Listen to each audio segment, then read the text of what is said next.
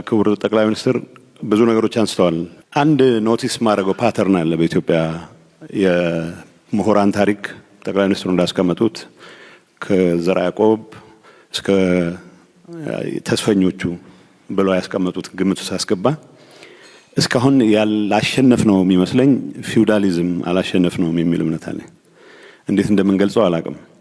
ቢኮዝ ስታተስ ይቀይሩ ይሆናል እንጂ በሁሉም መድረኮች ላይ መሬት ነክሰው የያዙ መሬት ላይ ባላቸው ቁጥጥር ላይ ተመስርተው አዛዥ ናዛዥ መሆን የሚፈልጉ ሰዎች በየደረጃው ማየታችን አልቀረም። ዩኒቨርሲቲዎች እንደተባለው በኢትዮጵያ ፊውዳሊዝም ውስጥ የኔ ግምገማ ኢትዮጵያ ፊውዳሊዝም ወደ ቀጥታ ወደ ካፒታሊዝም ማደግ ያልቻለበት ምክንያት አንድ ጓደኛ እንደሚለው የኢትዮጵያ ፊውዳል ግብር ሰብስቦ ግብር ያበላል እንጂ ካፒታል አኩሙሌሽን ፈጥሮ ትራንስፎርሜሽን አያመጣም። ሶ ኦልሬዲ ንብረቱን የተወረሰለት ከነጣ ካለ ጋቢ ውጪ ከሌላው ድሃ የሚለየው ምንም ነገር የለውም። ምሁራኖቻችንም ግን ተመሳሳይ አባዜ እንዳለባቸው አይ ቲንክ ኖቲስ ማድረግ ያለብን ይመስለኛል። እኔ አሁን የመጨረሻውም ተናጋሪ ሌሎችም ሲናገሩ መንግስት ምን አስበዋል ሲል የምግብ ዋስትናን ለማረጋገጥ የሚያስችል ጥናት ያጠና ሰው መንግስት ቢሮ ከርችሞብኛል አልሰማኝም ሊል የሚችልበት እድል አለ ቢያለም ነው። ጉዳዩ ራሱን መሸጥ የሚችልበት ነገር መፍጠር መቻል አለብን። የምግብ ዋስትናውን የማያረጋግጥ የምግብ ዋስትና ሳይንቲስት በአንድ ወይም በሌላ መንገድ የመንግስት ስልጣን ብትሰጠውም ያንን ፐርፔቹዌት ሊያደርግ ነው የሚችለው። ማለት አሪፍ ስራዎችን አደንቃለሁ። አሪፍ ስራዎች የሰሩ ሰዎችንም በትክክል ሪኮግናይዝ ማድረግ እንዳለብን ይገባኛል። ግን ዩኒቨርሲቲዎች ራሳቸውን ማውጣት መቻል አለባቸው። ራሳቸውን መሸጥ መቻል አለባቸው። አይ ቲንክ ተስተነጋሽ ይመስለኛል። አበበ በሶ በላ ብለን አስተምረን በሶ ከምን ይሰራል ብለን እየጠየቅን ትውልድ ማነጻ አንችልም ይላል። በብላክቦርድ የእርሻን ምርታማነት ለማስተማር የሚተጉ መምህራን ምርታማነትን ሊያረጋግጡ አይችሉም። አትሊስት ወጣ ብለ አሁን ቅድም ጠቅላይ ሚኒስትሩ ሲገልጹ ነበር አንዳንድ ቦታዎች ለምን እስካሁን አላየናቸውም ብለን መጠየቅ ያለብን ቦታዎች አሉ። የወንዝ ዳር ልማት የሚባለው በሄድኩበት ይሄንን ለምን አላሰብነውም መባል መቻል አለበት። ዩኒቨርሲቲዎች ሲሰራ ማድነቅ አንድ ነገር ሆኖ የጥናቱም የፈጠራውም አካል ሆነው መንቀሳቀስ የሚችሉበት ሁኔታ ካልፈጠርን በስተቀር ያው ታሪካችን የአንድ ማህበር ሊቀመንበር ሆነህ ከጀመርክ 20 ዓመት ሙሉ ሊቀመንበር ነህ። የአንድ ኤንጂኦ ኃላፊ ሆነህ ከጀመርክ 20 ዓመት ሙሉ ኃላፊ ነህ። ፖለቲከኞቻችን ከዛ የተሻለ ሊማሩም ኤክስፔክት አይደረግም። እንደተባለው መጋፋት አያስፈልገንም። ተቋሞች ለመገንባት በሚደረጉ ጥረት ግን ዩኒቨርሲቲዎች ከማንም በላይ ኢኒሼቲቭ መውሰድ ያለባቸው ይመስለኛል። አዲስ አበባ ዩኒቨርሲቲ 75ኛ ዓመቱን ሲያከብር በትክክል መስራት ሪፍሌክት ማድረግ ያለበት የዚህ አገር ትራንስፎርሜሽን አካል ለመሆን የመንግስት ፍቃድ አይደለም መጠየቅ ያለበት፣ ተጋፍቶ ነው መግባት ያለበት። ይሄንን መልእክት ለማስተላለፍ ነው። አመሰግናለሁ። ጌታቸው ካነሳው አስተያየት ምክር አዘል ጥያቄ በሐሳብ ደረጃ ብዙ ልዩነት የለኝም። ሐሳቡ ትክክል ነው። ግን ፊውዳሊዝም ማዕቀፍ ነው። ፊውዳሊዝም ኢትዮጵያ ውስጥ አልፈረሰም ብዬ አላስብም። ምናልባት ሃይራርኪካል ቲንኪንግ ግን አልፈረሰም።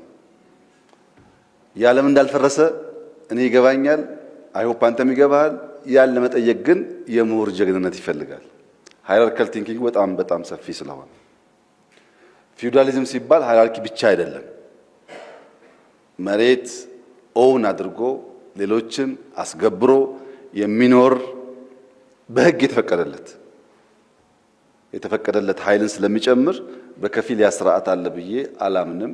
ካንተ ጋር መጋራው ያ ስርዓት የለም፣ የሚተካው ግን አልተፈጠረም፣ ቫኪዩም ነው የሚለውን እስማማለሁ። ዩኒቨርሲቲ ምሁራን ከግቢያቸው ባሻገር ሄደው በመስራት ኢንፍሉዌንስ ማድረግ ይችላሉ ላልከው በገለጻዬ እንዳቀረብኩት ከመንግስት ብዙ የሚጠብቅ የዩኒቨርሲቲ ምሁር መኖር ያለበት አይመስለኝም በእኔ ግምት። ምክንያቱም አንዳንዶች አሉ ከዚሁ ተቋም ወጥተው በጣም ኢምፓክትፉል ስራ ሰርተው ፈልገን የምናገኛቸው ሰዎች አሉ በስራቸው ምክንያት። ጅማ ዩኒቨርሲቲ ያለ መምህር ጅማ ውስጥ ቡና በሄክታር 12 ኩንታል ለምን ሆነ ብሎ አርሶ አደሮች ጋር መዋል ጀምሮ 30 ኩንታል ቢያደርገው መንግስት ፈልጎ ያገኘዋል።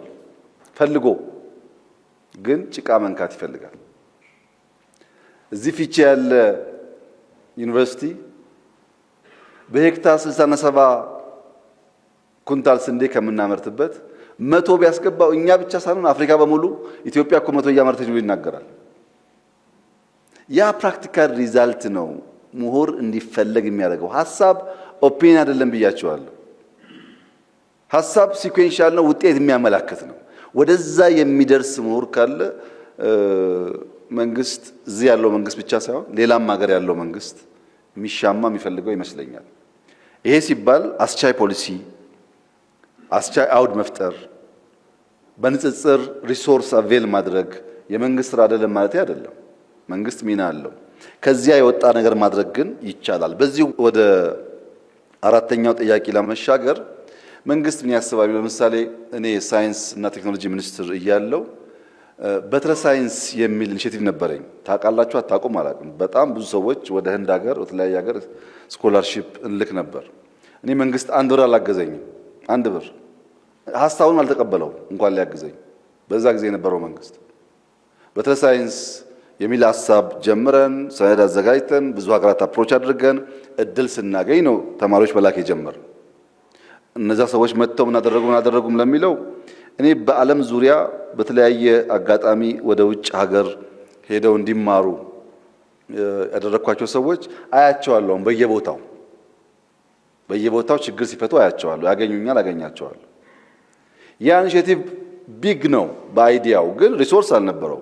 ኦር የዛሬ 2-3 ዓመት ገደማ በኢትዮጵያ ደረጃ ግራጁዌት ያደረጉ ተማሪዎች እና የተሻለ ሪዛልት ያላቸውን አቡዳቢ ስኮላርሺፕ እንዲያገኙ አድርገን ነበር። አይዲያ ነው፣ ገንዘብ አይደለም። ልጆቹ የሚማሩበት ትምህርት ቤት በኋላም የማየት አጋጥሞኛል። አይሆፕ ከነሱ 5-10% ፍሬያማ ተስፈኞች የሚቀላቀል እንደሚሆን ተስፋ አደርጋለሁ። አይዲያ ካለ ገበያው 100%ም ባይሆን በተወሰነ ደረጃ ፌች የምናደርጋቸው ሪሶርሶች እንዳሉ ማሰብ ጥሩ ነው። አይዲያው ግን ኦፒኒየን መሆን የለበትም። የሚተገበር የሚታይ የሚጨበጥ መሆን አለበት። ለምሳሌ አሁን ስታርታፕ ጀምረናል። አርቲፊሻል ኢንተለጀንስ 200 ገደማ ወጣቶች ምርጥ ኦፊስ አደርጅቶ ተቀብሎ አስተምሮ የነገው የኢትዮጵያ ዩኒኮርን እንዲሆኑ እየሰራ ነው ያለው። ይሄ የምሁራን ሚና ለሀገር ብልጽግና ፋይዳ የለውም ብሎ ከሚያስብ መንግስት አይጠበቅም። በነፃ መንግስት ሐሳብህን ይዘህናና ላፕቶፕ አቅርቤ 3-4 ወር ተለማመድ የሚል መንግስት እንኳን ከመንግስት ውጭ ላለው መንግስቱ ውስጥ ያለም ሰው እኮ ቢሮ ተቀምጦ ቢያነብ ምን እያደረክ ነው የሚባለው? ስራ የለህም ነው የሚባለው። ማንበብ ስራ አይደለም እኮ። እነዚህ ልምምዶች ምሁራን በሀገር ብልጽግና ያላቸው ሚና ለማስፋት ያግዛሉ። በዛ ወደ ሶስተኛው ጥያቄ ለማለፍ ለመወያየት ለመቀራረብ የምሁራን ሚና ለማጉላት ምሁራን መጀመሪያ ጭንቅላታችን ውስጥ ያስቀመጥነውን ዕውቀት ያልነውን መረጃ ያልነውን ጉዳይ መጠየቅ እና ዲኮንስትራክት ማድረግ መጀመር አለብን። ያን ያከማቸው ነገር እንዳለ እንዲቀጥል የምናስብ ከሆነ እንቸገራለን።